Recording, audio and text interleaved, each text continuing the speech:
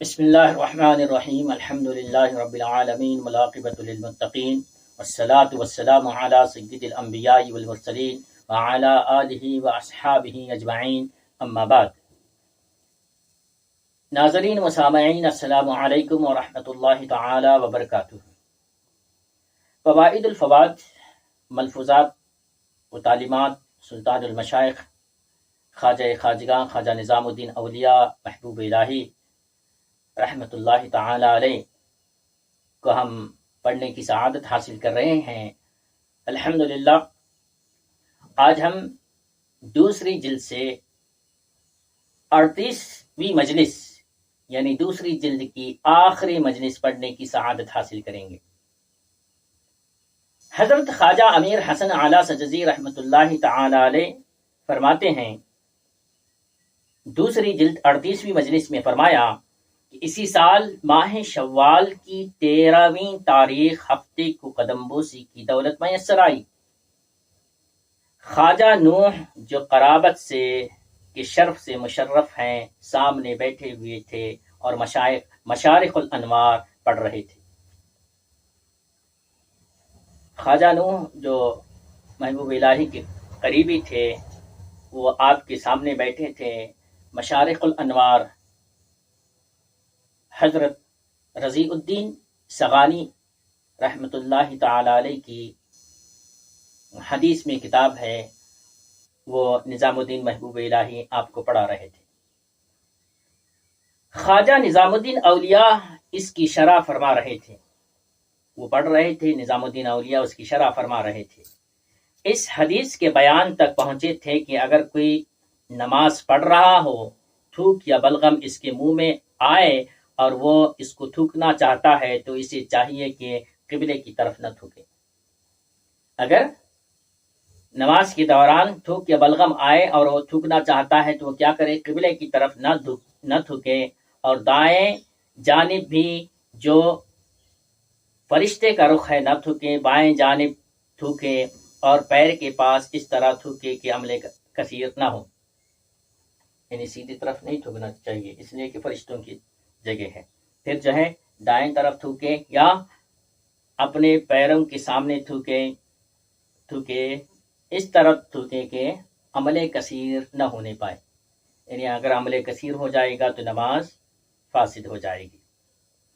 اور عمل کثیر کا مطلب یہ کہ دیکھنے والے کو یہ محسوس نہ ہو کہ وہ شخص نماز میں نہیں ہے۔ صرف اتنا کرنے سے نماز خراب نہیں ہوتی، عمل کثیر نہ ہو تو نماز خراب نہیں ہوتی، اگر عمل کثیر ہو جائے تو نماز فاسد ہو جاتی ہے۔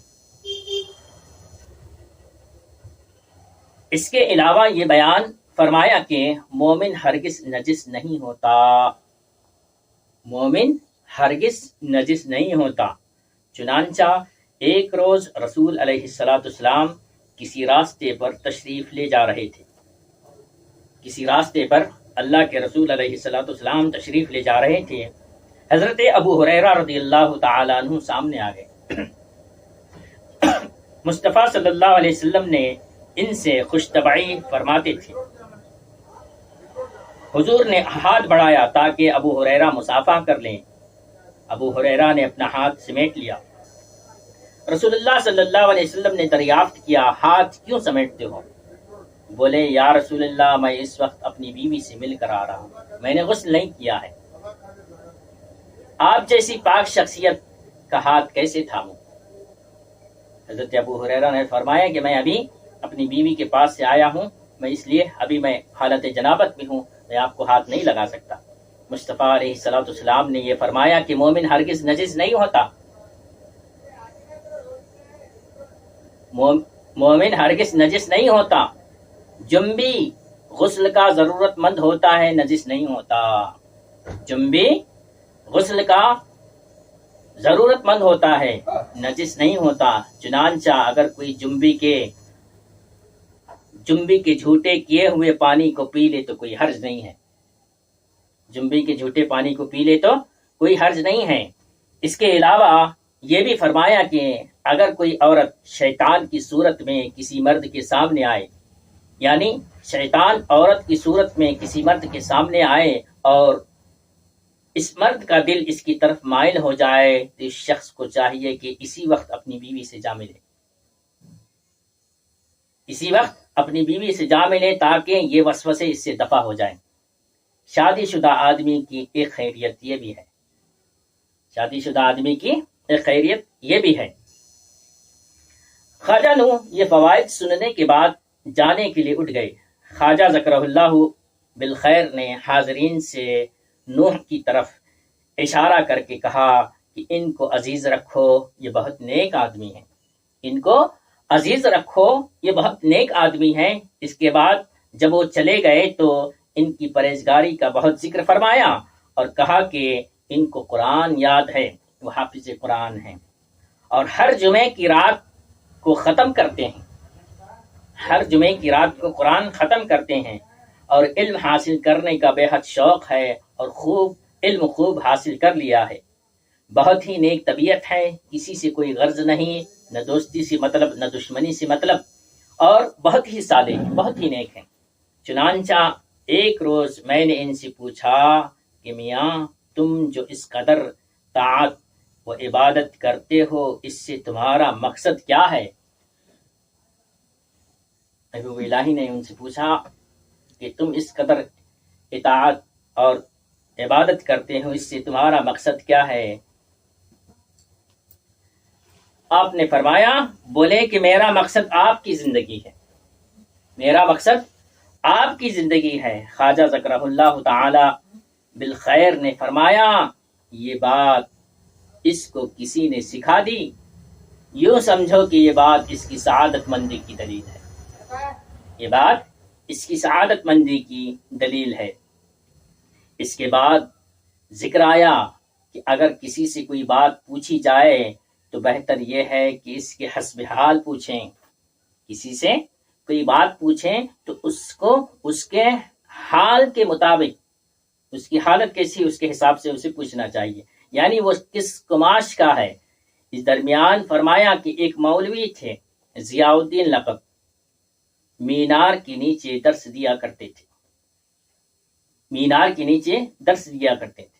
میں نے ان سے سنا کہ وہ کہتے تھے کہ میں ایک دفعہ شیخ الاسلام فرید الدین قدس اللہ سرہ العزیز کی خدمت میں حاضر ہوا اور مجھے فقہ اور نحو اور دوسرے علوم کی مطلق خبر نہیں تھی، صرف مناظرے کا علم سیکھا تھا اور بس۔